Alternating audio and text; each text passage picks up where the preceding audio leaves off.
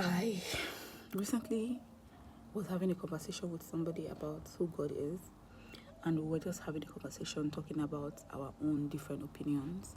I was coming from a spiritual point of view. I would like to call it a spiritual point of view because now it's personal, and he was coming from a religious point of view. So I was trying to make him understand how I see God now. I see God as an infinite being that is in everything and that is in everywhere. So I like to say that God cannot be quantified. You cannot measure who God is. God cannot be expressed with word. Who God is cannot be expressed with words. So God cannot be put in a box.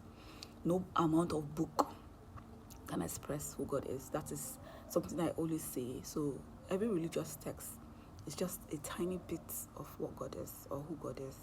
So I like to see God unlimited. I like to see God in the form where you cannot write, talk, or even think about who God is, because God is even more than you can imagine. Okay?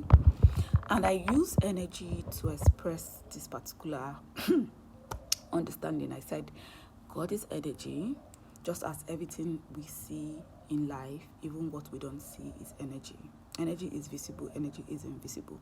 Energy that has been made into matter is visible, and energy that it is still in the wave form is invisible.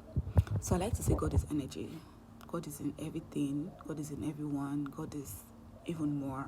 So I used energy to express my understanding of God. And he was like, no, God is bigger than energy. And I'm like, okay, let me hear what you have to say. He said, can you see God?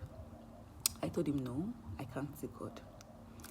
He said, can you see energy? I said, no, I can't see energy because you can actually see energy that has been converted into matter, which is in the human form or in plants, so on, anything that you can see, that is energy, but that has been solidified.